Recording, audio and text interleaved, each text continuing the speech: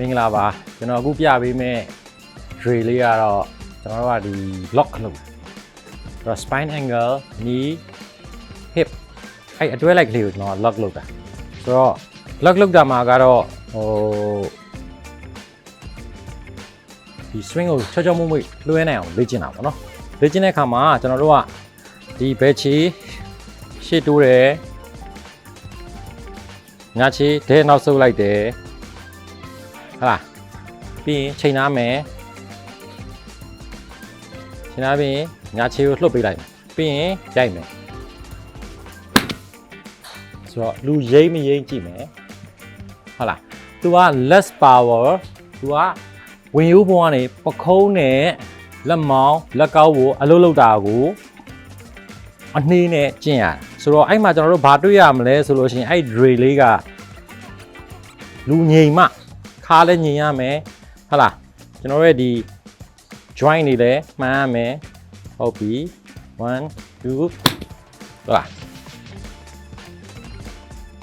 ဆိုတော့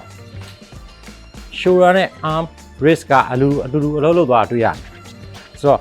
အဲ့ဒီပုံစံလေးကအရန်ခတ်နေမယ်ဆိုလို့ရှိရင်တချို့ player တွေကကြတော့ဒီ left toe point the ball ညာဘက်ဖနှောင့်လေးကြွရတော့ weight ကဘယ်ဘက်ဒူးထဲမှာထားမှာသူကကိုယ့်ရဲ့ဒီ setup အချိုးကိုမှန်အောင်ယူ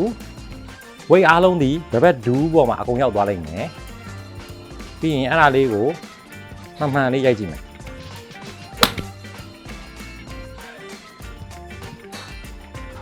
အဲ့ဆိုလို့ရှိရင်ကျွန်တော်တို့လူငိမ်သွားမယ်ဝင်ရိုးငိမ်သွားမယ်ပြီးတော့ပိုကောင်းလာတာဘာပိုကောင်းလာမလဲဆိုလို့ရှိရင်ကျွန်တော်တို့ဒီ forearm release ခေါ်တာပေါ့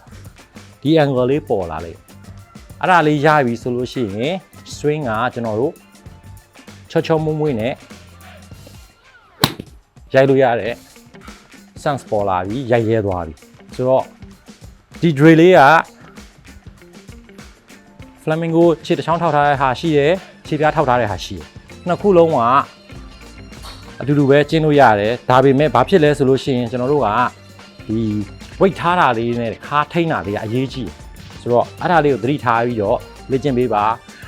beginner ကတော့ခြေပြားထောက်ပြီးတော့ရိုက်ရနိုင်ဖို့ကတိတ်မမြင်ပါဘူးဆိုတော့ထောက်ထားဖို့ကလိုပါတယ်ဟုတ်လားရိုက်တဲ့နည်းနည်းလေး skill ရှိတဲ့ player တွေရကြတော့လုံးဝညာခြေလှုပ်ပြီးတော့ပဲရိုက်တဲ့လေ့ကျင့်ခန်းကိုသုံးပေးပါ